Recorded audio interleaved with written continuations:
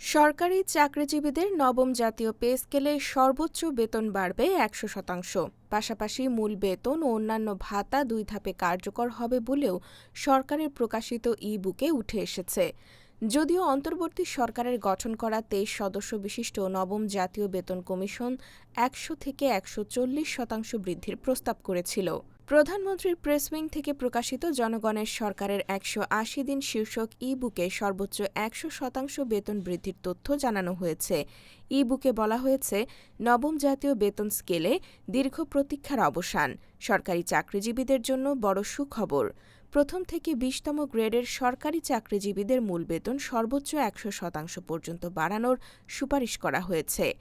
Pay scale ২ ধাপে বাস্তবায়ন হবে উল্লেখ করে বলা হয়েছে, প্রথম বছরে মূল বেতন, দ্বিতীয় বছরে বাড়ি ভাড়া ও অন্যান্য ভাতা কার্যকর হতে পারে। সুপারিশ চূড়ান্ত। সচিব কমিটির সব সদস্য চূড়ান্ত প্রতিবেদনে স্বাক্ষর করেছেন। বাজেট বরাদ্দ নিয়ে বলা হয়েছে, ২০২৬-২৭ অর্থবছরে বেতন ভাতার জন্য ৮৯,৮৩৬ কোটি টাকা এবং পেনশন গ্র্যাচুইটি সহ মোট ১,৪১,৪৩৪ কোটি টাকা বরাদ্দ রাখা হয়েছে। এর মধ্যেই গত সোমবার প্রধানমন্ত্রীর কার্যালয়ে ই-বুকে জানানো হয়েছে, বেতন সর্বোচ্চ ১০০% বাড়ানোর সুপারিশ করা হয়েছে।